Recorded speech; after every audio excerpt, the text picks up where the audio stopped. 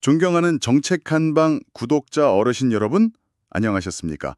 어느덧 잎들이 곱게 물드는 늦가을입니다. 환절기인데 건강은 괜찮으신지요? 오늘 저희는요, 어르신들의 오늘, 그리고 또 사랑하는 자녀분들, 귀한 손주분들의 내일과도 아주 밀접하게 연결된 그런 이야기들을 좀 가져왔습니다. 네, 반갑습니다. 네, 바로 우리 사회의 소득을 어떻게 보장할 것인가 하는 새로운 고민들 하고요. 또 일하는 방식의 큰 변화들에 대한 이야기입니다. 맞아요. 요즘 새로운 정책 용어들 나오면 아이고 이것도 뭔가 하고 어렵게 느끼실 수도 있는데요. 그럼요. 네. 하지만 오늘 저희가 이 자료들을 바탕으로 핵심만 쏙쏙 뽑아서 어르신들께서 이해하시기 쉽게 차근차근 풀어드리겠습니다. 네, 저희가 여러 자료들을 정말 꼼꼼히 살펴봤습니다. 그래서 조금 어렵거나 복잡하게 느껴질 수 있는 정책들이지만 왜 지금 이런 이야기들이 나오고 있는지, 또 이게 우리 삶에 어떤 의미가 있는지 좀 깊이 파헤쳐보는 시간을 갖도록 하겠습니다. 네, 이게 단순히 남의 이야기가 아니고요. 바로 우리 가족의 이야기일 수 있으니까요. 한번 귀 기울여 들어주시면 좋겠습니다. 맞습니다. 그럼 첫 단추부터 한번 끼워볼까요? 왜 자꾸 이런 새로운 소득 보장이나 노동정책 이야기가 나올까요? 그 배경부터 좀 짚어봐야 할 것 같은데요. 네. 지금 우리 사회의 살림살이, 특히 소득하고 일자리에 어떤 큰 변화가 있기 그런 건지 자료들을 보니까 참 안타깝게도 가진 사람하고 그렇지 못한 사람 사이의 소득 격차가 계속 벌어지고 있다. 이런 지적이 많네요. 그렇습니다. 그 세계 불평등 보고서라는 자료가 있는데요. 2022년 보고서를 보니까요. 한국의 경우에 소득 상위 10%, 그러니까 제일 잘 버는 10% 사람들이 나라 전체 소득의 거의 절반, 46%를 가져간다고 합니다. 절반이나요? 네. 그런데 소득 하위 50%, 그러니까 중간 아래인 분들은 다 합쳐도 16% 정도밖에 못 가져가는 걸로 나타났어요. 와, 이걸 아주 쉽게 풀어보면요. 잘 버는 사람 10명이 못 버는 사람 5명 합친 것보다도 훨씬 많이, 평균적으로 14배나 더 번다는 이야기입니다. 14배요? 정말 상상하기 어려운 격차네요. 그 보고서에 그래프 같은 것도 있나요? 네, 있습니다. 이 그래프를 보시면 1990년대부터 꾸준히 이 상위 10%의 몫은 커지고 하위 50%의 몫은 이렇게 줄어드는 모습이 아주 뚜렷하게 보입니다. 그렇군요. 단순히 월급 같은 소득뿐만 아니라 혹시 재산, 특히 땅이라든지 이런 걸 얼마나 가졌는지에 따라서도 차이가 크다고 하던데요. 그게 또 소득 격차에 영향을 미친다면서요? 정확하게 보셨습니다, 어르신. 그게 정말 중요한 지점인데요. 우리나라 전체 땅값을 다 합쳤을 때요. 땅을 가장 많이 가진 상위 10%가 그 가치의 무려 70%를 차지하고 있다는 자료가 있습니다. 70%요? 네, 불평등 정도를 보여주는 그 지니 개수라는 숫자가 있는데 이걸로 보면 0.8이 넘는다고 해요. 0.8이면 그게 어느 정도인가요? 이게 어느 정도냐면요. 예를 들어 10명이 케이크를 나눠 먹는다고 생각해 보세요. 0이면 모두 똑같이 나눠 갖는 완벽한 평등 상태고요. 1이면 한 명이 케이크 전체를 다 가지는 완전 불평등 상태거든요. 아하. 그러니까 0.8이면 정말 한두 명이 우리나라 땅이라는 케이크의 대부분을 가지고 있다는 뜻입니다. 와, 그래서 이렇게 땅에서 나오는 소득, 예를 들면 땅값이 올라서 얻는 이익이라든지 월세 같은 임대소득이 소수의 땅 부자들에게 집중되다 보니까요. 전체 소득 불평등에도 30% 넘게 영향을 미친다는 분석까지 있더라고요. 그러니까 땅 불평등이 결국 소득 불평등으로 이어지는 그런 악순환의 고리가 있다. 이런 말씀이시군요. 네, 바로 그겁니다. 참 심각하네요. 이런 소득 격차 문제도 튼데 요즘에 또 일하는 방식 자체가 예전하고는 완전히 달라지지 않았습니까? 맞아요. 저희 자식들만 봐도 회사에 꼬박꼬박 출근하는 대신에 집에서 일하거나 필요할 때만 잠깐씩 일하는 경우도 많아졌고요. 배달앱 기사님들, 학습지 선생님들 같은 특수 고용직이라고 하죠. 이런 분들은 회사 소속이 아니다 보니까 다치거나 갑자기 일이 끊겨도 보호받기가 어렵다 이런 이야기도 많던데요. 네, 바로 그 점이 또 다른 중요한 변화입니다. 플랫폼을 통해서 일감을 얻는 노동자분들이나 아니면 특정 회사에 소속되지 않고 여러 곳과 계약을 맺고 일하는 특수고용직 같은 새로운 고용 형태가 정말 빠르게 늘고 있습니다. 그렇죠. 그런데 이분들은 기존의 사회안전망, 예를 들어 우리가 흔히 아는 4대 보험 같은 제도 있잖아요. 네. 네네. 이런 보호를 제대로 받지 못하는 경우가 아직 많습니다. 법적으로는 개인 사업자로 분류되는 경우도 많아서 실업급여나 산재보험 혜택을 받기 어려운 그런 사각지대가 생기는 거죠. 아, 그렇군요. 여기에 더해서 앞으로 뭐 인공지능이나 로봇 기술이 더욱 발전하면 지금 우리가 아는 많은 일자리들이 사라지거나 혹은 완전히 다른 형태로 바뀔 거다. 이런 전망도 계속 나오고 있고요. 그렇군요. 소득 격차는 벌어지고 일하는 방식은 불안정해지고 미래에는 일자리 자체도 어떻게 될지 모르는 상황이고 아이고 이러니 기존의 복지제도만으로는 이런 변화를 다 감당하기 어렵다 이런 목소리가 나올 수밖에 없겠네요. 맞습니다. 그래서 이런 상황을 타개하기 위한 새로운 아이디어들이 등장하는 거군요. 대표적으로 요즘 기본소득하고 안심소득 이야기가 많이 들리던데 이 두 가지가 어떻게 다른 건지 어르신들께서 이해하시기 쉽게 좀 설명해 주실 수 있을까요? 네, 아주 좋은 질문입니다. 두 가지 모두 소득이 부족하거나 불안정한 분들을 돕기 위한 제도인데요. 접근 방식에 중요한 차이가 있습니다. 네. 기본소득은요, 말 그대로 기본적인 소득을 보장하자는 취지에서 모든 국민에게 아무런 조건 없이 정기적으로 나라에서 현금을 지급하는 방식입니다. 재산이 많던 적던 일을 하던 안 하던 똑같이 주는 거죠. 아, 모두에게요? 네, 마치 매달 꼬박꼬박 넣는 연금하고 비슷하다고 생각하시면 좀 이해가 쉬우실 것 같습니다. 네네. 반면에 음해소득세, 이걸 우리나라에서는 이제 안심소득이라는 이름으로 시범사업을 하고 있기도 한데요. 이것은 소득이 일정 기준보다 낮은 가구를 대상으로 정부가 현금을 지원해주는 방식입니다. 아, 소득이 낮은 분들 위주로. 그렇죠. 소득이 아주 적으면 세금을 내는 대신 오히려 정부로부터 돈을 받고요. 소득이 점차 늘어나면 정부 지원금이 조금씩 줄어들다가 어느 기준 이상이 되면 그때부터 세금을 내기 시작하는 그런 구조입니다. 아하, 명확하게 이해가 되네요.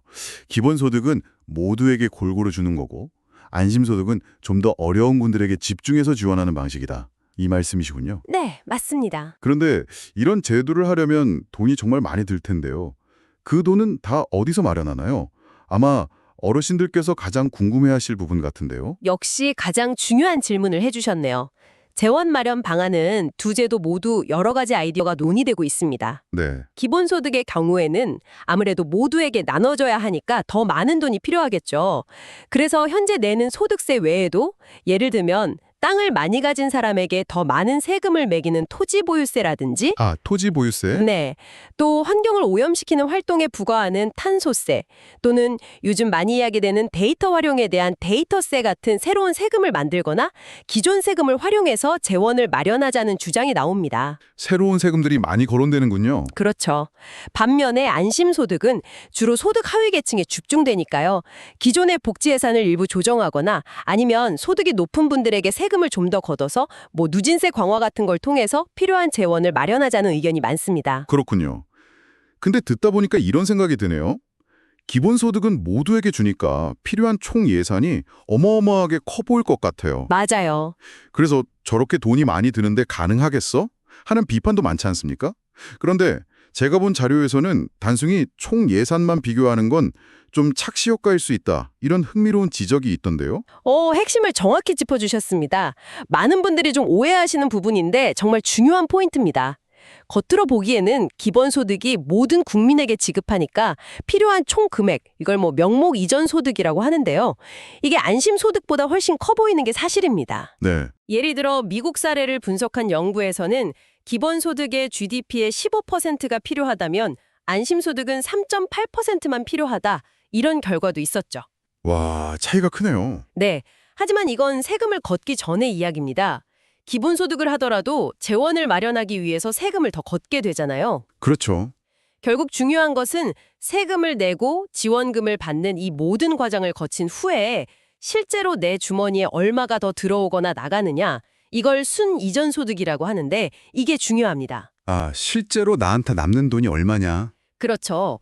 경제학적으로 볼 때 두 제도를 잘 설계하면 이 순이전소득의 규모, 그러니까 실제로 국민 개개인에게 돌아가는 혜택의 총량은 이론적으로 같아질 수도 있다는 분석이 있습니다. 정말요? 그게 같아질 수도 있군요. 네, 이론적으로는요. 따라서 기본소득은 무조건 돈이 많이 들어 비효율적이다라고 단정하기보다는 어떤 방식으로 재원을 마련하고 분배할 것인지 그 설계 방식과 정치적 선택이 더 중요하다고 봐야 합니다. 단순히 총 예상 규모만 보고 섣불리 판단할 문제는 아니라는 거죠. 와, 이건 정말 흥미로운 관점이네요. 겉보기 비용하고 실제 효과는 다를 수 있다. 이 말씀이시군요.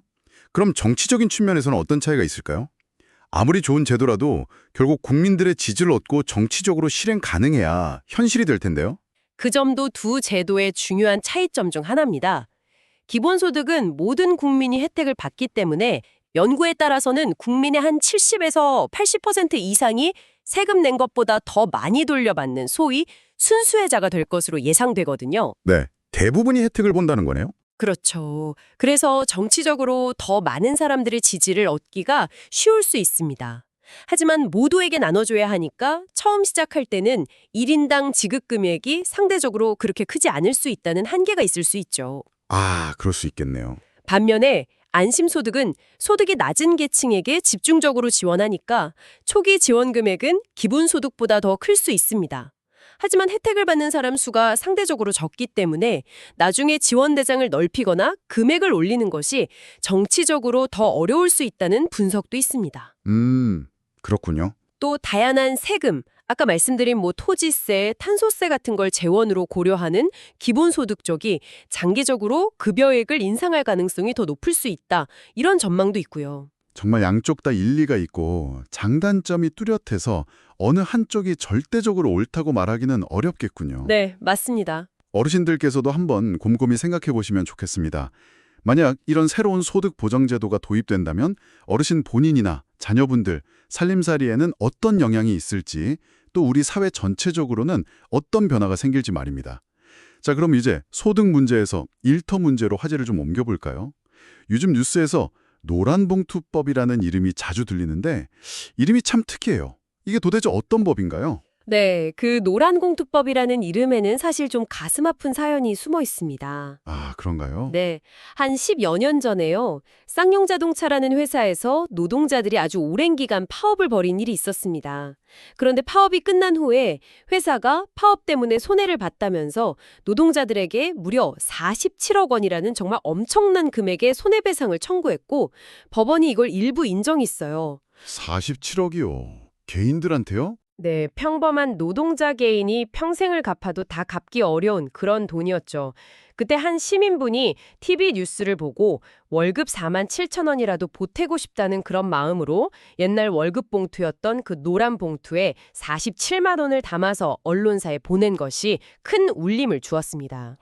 이걸 계기로 많은 시민들이 십시일반 성금을 모아서 노동자들을 돕는 노란봉투 캠페인이 벌어졌고요. 여기서 노란봉투법이라는 별칭이 생겨난 겁니다. 노동자들의 그 과도한 손해배상 부담을 좀 덜어주자는 사회적 공감대에서 출발한 법이라고 할 수 있습니다. 아, 그런 눈물겨운 사연이 있었군요. 이름만 들었을 때는 전혀 몰랐습니다. 정말 시민들의 따뜻한 마음이 모여서 만들어진 이름이네요. 그럼 이 법의 핵심 내용은 무엇인지 어르신들이 이해하시기 쉽게 좀 더 자세히 설명해 주시죠. 네, 크게 두 가지 중요한 내용이 있습니다.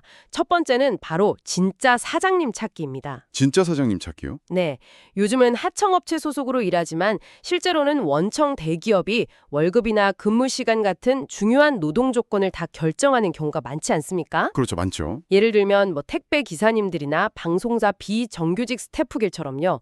그런데 법적으로는 힘없는 중간 하청업체하고만 교섭해야 하고 정작 실권을 준 원청 대기업과는 대화조차 하기 어려웠습니다. 아, 답답했겠네요. 네, 이 법은 이런 경우에 비록 직접 근로계약을 맺지는 않았더라도 실질적으로 노동 조건에 영향력을 행사하는 원청 기업도 노동조합의 교섭 상대방이 될 수 있도록 길을 열어준 겁니다. 하청 노동자들이 진짜 사장과 직접 마주 앉아서 대화할 수 있게 된 거죠. 와, 하청 노동자도 원청이랑 직접 협상 테이블에 앉을 수 있게 된다. 이건 정말 노동 현장에 큰 변화를 가져올 수 있겠는데요. 두 번째는 앞서 말씀드린 그 쌍용차 사례처럼 파업 시 노동자들이 져야 했던 손해배상 책임을 합리적인 수준으로 줄여주는 것입니다. 아, 손해배상 문제. 네. 과거에는 파업으로 회사에 손해가 발생하면 법원이 노동조합이나 파업에 참여한 개인들에게 손해액 전부를 연대해서 배상하라고 판결하는 경우가 많았습니다. 파업 지도부뿐 아니라 단순히 참여한 조합원 개인에게까지 수천만 원, 수억 원의 배상 책임이 떨어지고 집이나 월급이 압류되는 일도 비일비재했죠. 아이고. 개정된 법은 이렇게 무조건 전체 손해액을 연대 책임지우는 대신에요. 개별 조합원의 행위와 그로 인한 손해 발생 사이의 연관성 및 기여도를 구체적으로 따져서 배상 범위를 정하도록 했습니다. 아, 개별적으로 책임을 묻도록 바뀐 거군요. 그렇죠. 예를 들어서 평화적인 파업에 단순히 참여했다는 이유만으로 회사의 모든 영업 손실을 책임지게 하지는 않겠다는 그런 취지입니다. 물론 폭력행위 등 불법적인 방법으로 손해를 끼쳤다면 그에 상응하는 책임은 당연히 져야 하고요. 그렇군요. 노동자 입장에서는 그동안 너무 과도하게 지워졌던 손해배상 부담에서 조금이나마 벗어날 수 있는 좀 숨통이 트이는 변화일 수 있겠네요. 네, 그럴 수 있죠. 하지만 반대로 기업 입장에서는 걱정이 이만저만이 아닐 것 같습니다. 이 법을 두고 찬반 양론이 아주 팽팽하게 맞서고 있다고 들었습니다. 네, 그렇습니다. 노동계와 현재 정부를 이끌고 있는 더불어민주당 등 여당 측에서는요, 이 법이 헌법에 보장된 노동자의 기본적인 권리, 그 노동 3권이라고 하죠. 단결권, 단체교섭권, 단체행동권.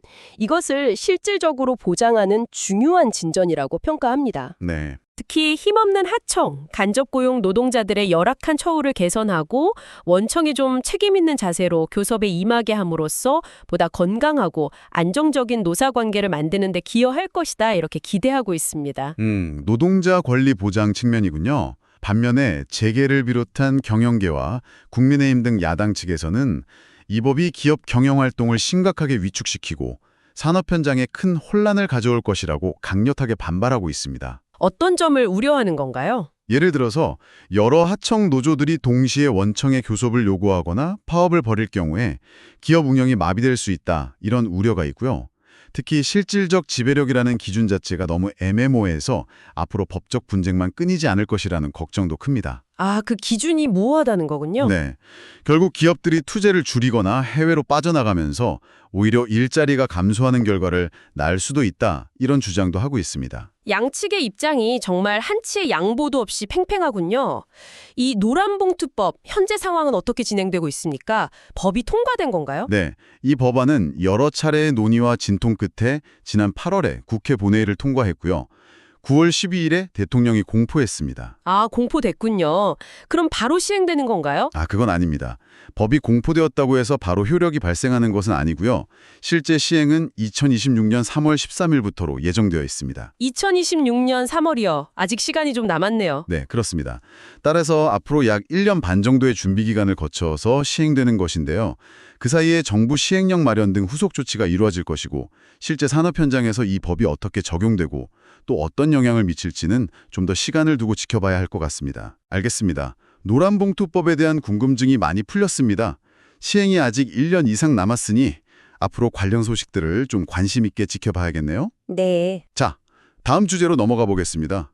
요즘 또 주 4.5일제 또는 주 4일제 이야기도 심심치 않게 들려옵니다. 일주일에 나흘 반 혹은 나흘만 일하고 나머지는 쉬자는 건데 이건 또 왜 이야기가 나오는 건가요? 듣기만 해도 귀가 솔깃해지는데요. 네, 그렇죠. 주 4.5일제 혹은 주 4일제는 말 그대로 일주일 중에 근무하는 날짜나 시간을 줄이자는 제안입니다.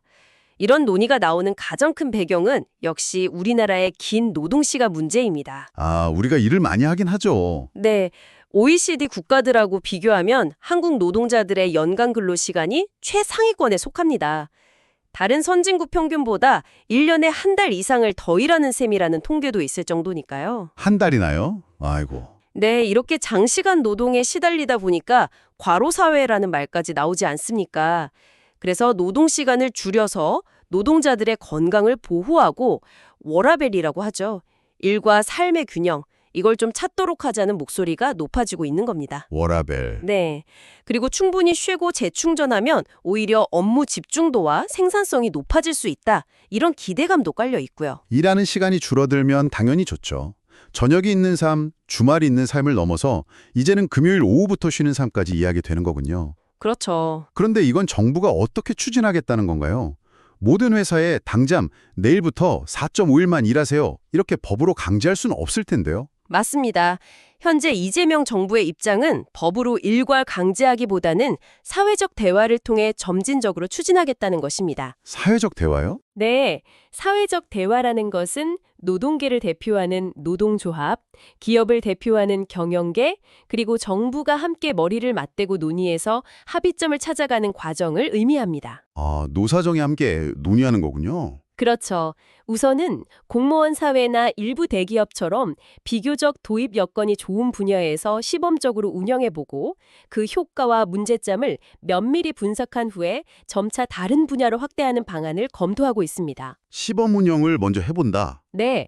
또한 노동 시간이 줄어들면 같은 양의 일을 하기 위해서 사람을 더 뽑아야 할 수도 있으니 일자리를 나누는 효과도 부수적으로 기대하고 있습니다. 일자리 나누기 효과도 있겠네요. 사회적 대화를 통해 점진적으로 추진한다. 방향 자체는 합리적으로 들립니다. 하지만 이것 역시 찬반 논란이 만만치 않을 것 같은 게요. 어떤 점들이 주로 쟁점이 되고 있습니까? 가장 큰 쟁점은 역시 생산성 감소하고 임금 하락에 대한 우려입니다. 아, 역시 그 문제군요. 네, 경영계에서는 일하는 시간이 줄면 당연히 생산량이 줄어들 수밖에 없고 특히 제조업 비중이 높은 우리나라 산업 구조에서는 기업의 경쟁력이 약화될 것이라고 걱정합니다. 그렇죠. 또한 인력이나 자금 사정이 넉넉하지 않은 중소기업들은 대기업과 달리 주 4.5일제를 도입하기가 현실적으로 매우 어려울 것이다. 이런 지적도 많고요. 중소기업은 어렵겠네요. 네, 노동자 입장에서도 근무 시간 단축 자체는 환영할 일이지만 혹시 시간이 줄어드는 만큼 월급까지 깎이는 것은 아닌지 하는 불안감을 가질 수 있습니다. 맞아요. 월급이 줄면 안 되죠. 물론 정부는 임금 삭감 없는 노동시간 단축을 목표로 한다고 강조하고는 있지만 이것이 실제로 가능할지에 대해서는 의견이 좀 분분합니다. 그렇군요. 반면에 긍정적인 측면에서는 앞서 말씀드린 워라밸 개선과 건강 증진 효과 외에도 충분한 휴식이 창의성과 생산성을 높일 수 있다는 기대가 있습니다. 또한 늘어난 여가 시간을 활용하는 새로운 서비스나 문화산업이 발전할 가능성도 제기되고요. 그렇군요. 이것도 역시 동전의 양면처럼 장점과 우려되는 점이 함께 있네요. 어르신들께 또 한번 여쭤보고 싶습니다. 만약 자녀분들이나 손주분들이 일하는 시간이 줄어서 가족과 함께 보내는 시간이 늘어난다면 더할 나위 없이 좋으시겠죠. 그럼요. 하지만 또 한편으로는 회사 운영이 어려워지거나 월급이 줄어들 수도 있다는 걱정도 있는데 어르신들께서는 이 문제를 어떻게 바라보시는지요? 이것도 한번 가족들과 혹은 친구분들과 둘러앉아 이야기 나눠보시면 의미 있는 시간이 될 것 같습니다. 자, 이제 오늘 이야기의 막바지를 향해 가고 있습니다. 앞서 살펴본 굵직한 정책들 외에 현 정부가 추진하고 있는 다른 노동, 복지 정책 방향과 앞으로 남은 과제들을 간략하게 정리해 주시면 좋겠습니다. 네, 이재명 정부는 앞서 살펴본 기본소득 논의 활성화, 노란봉투법 시행, 주 4.5일제 추진 외에도 몇 가지 중요한 정책 방향을 제시하고 있습니다. 우선 어르신들께 드리는 기초연금 인상 등을 포함해서 사회적으로 어려운 처지에 있는 취약계층에 대한 지원을 강화하겠다는 의지를 분명히 하고 있습니다. 아, 기초연금 인상 중요하죠. 네, 또한 임금 체불이나 부당해고 같은 불법적인 노동 관행을 근절하기 위해 노동 감독을 강화하겠다는 방침도 내세우고 있습니다. 네. 특히 수도권 집중 현상을 완화하고 지역 경제를 살리기 위해서 지역 주도의 일자리 창출을 중요하게 생각하며 단순히 현금 지원뿐만 아니라 저렴한 공공주택이나 믿을 수 있는 돌봄 서비스처럼 실질적인 삶의 질을 높이는 사회임금 개념의 지원 확대도 모색하고 있습니다. 사회임금이요? 그건 좀 생소하네요. 네, 현금 외에 주거나 돌봄 같은 서비스를 지원하는 걸 말하는데요. 그리고 실업이나 폐업 시 혜택을 받지 못하는 분들을 줄이기 위해서 고용보험 적용 대상을 넓히려는 노력도 꾸준히 이어가고 있습니다. 그렇군요. 이전 정부와 비교하면 좀 어떤 차이가 있을까요? 네, 이전 정부 윤석열 정부와 비교하자면 특정 계층을 선별해서 지원하는 방식보다는 좀 더 많은 사람들에게 혜택이 돌아가도록 하는 이른바 보편적 복지의 색깔을 강화하고 있고요. 노동시장의 유연성을 강조하기보다는 노동자의 권리를 보호하고 강화하는 쪽에 더 무게를 두는 정책 기조의 차이가 있다고 볼 수 있겠습니다. 아, 보편적 복지와 노동권 강화 쪽이군요. 정말 다양한 분야에서 변화를 모색하고 있네요. 하지만 이렇게 좋은 취지의 정책들이라 할지라도 현실에서 제대로 뿌리내리려면 넘어야 할 산이 많을 것 같습니다. 어떤 과제들이 남아있다고 보십니까? 가장 현실적이고 근본적인 과제는 역시 재원 마련입니다. 돈 문제죠, 결국. 네, 아무리 좋은 정책이라도 실행할 돈이 없으면 그림의 떡에 불과하죠. 특히 기본소득 도입이나 대대적인 복지 확대는 정말 막대한 예산이 필요하기 때문에 세금을 어떻게 더 걷고 증세, 또 거둔 세금을 어떻게 효율적으로 쓸 것인지 예산 효율화에 대한 구체적인 방안을 마련하고 국민적 동의를 얻는 과정이 필수적입니다. 그렇죠. 사회적 합의가 중요하겠네요. 맞습니다. 또한 노란봉투법이나 주 4.5일제 사례에서 보듯 노동정책은 노동계와 경영계의 입장이 첨예하게 대립하는 경우가 많습니다. 따라서 이러한 이해관계의 충돌을 조정하고 사회적 대화를 통해 합의점을 찾아나가는 그런 인내심 있는 노력이 무엇보다 중요합니다. 네. 마지막으로 우리 사회가 직면한 가장 큰 도전이죠. 급격한 고령화와 심각한 저출산 문제. 여기에 효과적으로 대응할 수 있는 장기적인 관점의 일자리 정책과 지속 가능한 복지 시스템을 설계하는 것 또한 매우 시급하고 중대한 과제라고 할 수 있습니다. 듣고 보니 정말 쉽지 않은 과제들입니다. 앞으로 우리 사회가 이 과제들을 어떻게 지혜롭게 풀어갈지 꾸준하게 관심을 가지고 지켜봐야겠습니다. 자, 오늘 저희가 준비한 이야기는 여기까지입니다. 정말 많은 이야기를 나눴네요. 네, 오늘 저희는 먼저 우리 사회의 소득 불평등이 얼마나 심각한지, 그리고 일하는 방식이 어떻게 변화하고 있는지 살펴보면서 새로운 정책 논의의 배경을 짚어봤습니다. 네, 불평등 문제부터 시작했죠. 이어서 미래의 소득 보장 방안으로 주목받는 기본소득과 안심소득, 즉 음해소득세가 어떻게 다르고 어떤 특징을 갖는지 자세히 알아봤고요. 네, 기본소득, 안심소득 비교도 해봤고요. 또한 노동 현장의 뜨거운 감자인 노란봉투법의 내용과 의미와 그리고 일하는 시간을 줄여서 삶의 질을 높이자는 주 4.5일제 논의의 핵심 쟁점들까지 깊이 있게 다루었습니다. 맞습니다. 노란봉투법과 주 4.5일제까지.